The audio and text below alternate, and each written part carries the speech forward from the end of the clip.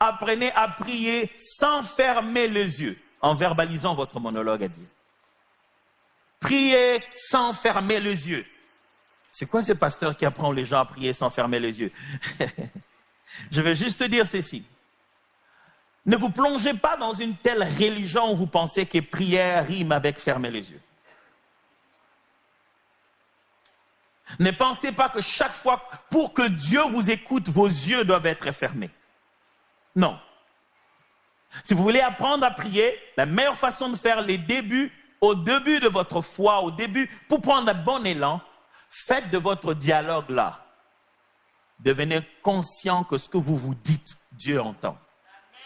Parlez directement. Vous n'avez pas besoin de commencer par un protocole, des formules d'introduction. Seigneur, maintenant je vais prier, notre Père qui... Non, vous n'avez pas besoin de ça.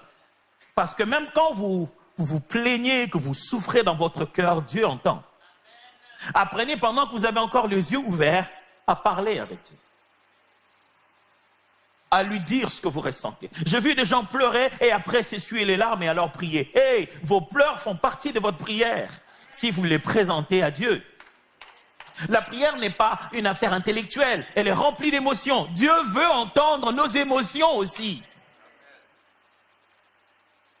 Prier, deuxième chose, favoriser la régularité et la profondeur à la place de la longueur de prière religieuse. Vous voulez apprendre à prier? Longtemps n'est pas le but. Longtemps est souvent une conséquence. C'est pas prier longtemps qui est le but. Le but, c'est prier régulièrement avec un cœur sincère.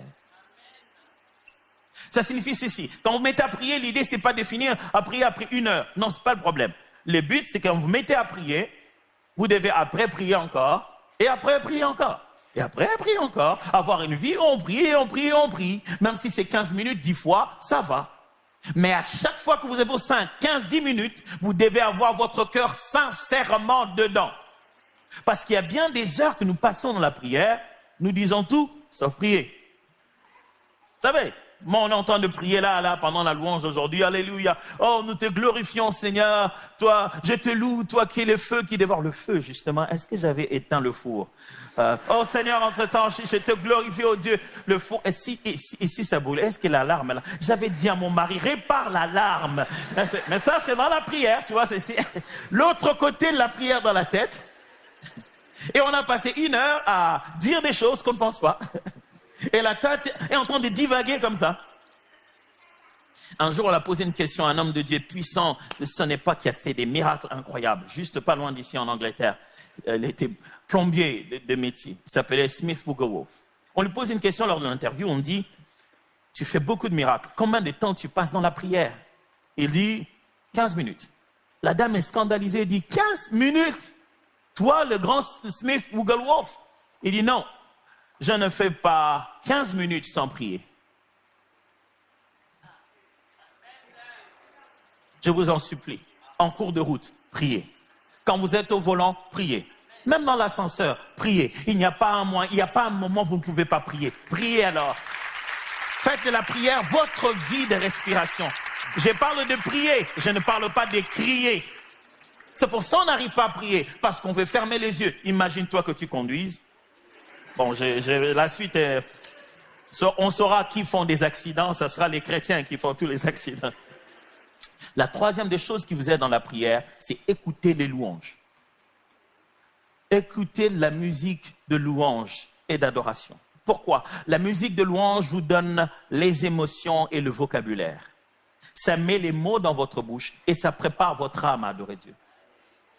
Écoutez les louanges.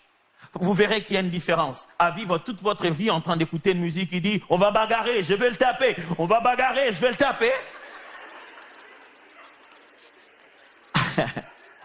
Et avec une musique qui vous dit « L'Éternel est mon berger, je ne manquerai de rien. » Vous saurez qu'il y a une musique qui vous prépare à bagarrer. Et on comprend pourquoi vous venez dans cet état d'esprit au boulot. Vous êtes déjà agressif. La musique que tu écoutes te prépare au Dieu que tu vas adorer. La troisième des choses. Vous n'avez pas toujours quitté l'hôpital, vous êtes là quand même. Ouais, ça va. Je continue à prescrire, c'est bon. Ok. Troisième des choses qui vous permet de bien grandir, ce sont les relations.